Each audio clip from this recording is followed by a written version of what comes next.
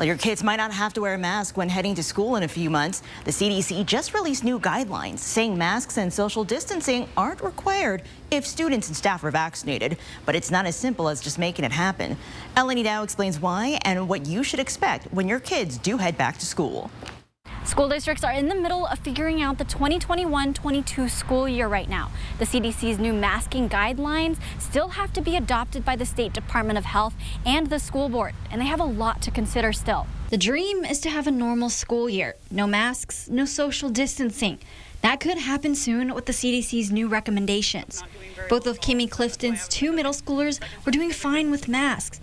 There were just times they didn't care for it. Once it got warmer and then you're working out outside, and so it made it a little bit harder to breathe with the masks. So that was a little bit of a challenge, but for the most part, they adapted. The CDC is relaxing the rules a bit this morning, saying teachers and students don't have to wear masks in class or social distance if they're vaccinated.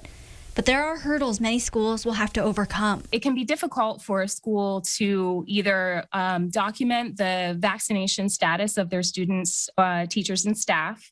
And so in that situation, they might decide to do universal policies. So they might require everybody to mask. They might require everyone to distance, regardless of the vaccination status. Another issue, the vaccine is only eligible for kids 12 and up right now.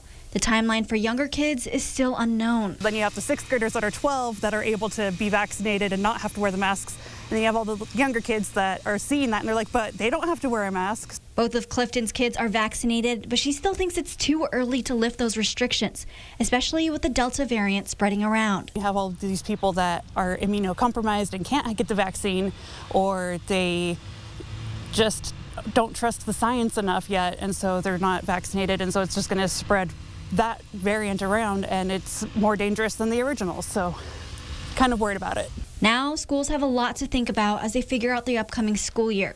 Plans should be released in the next few months. In Spokane, Elenee Dow, 4 News Now.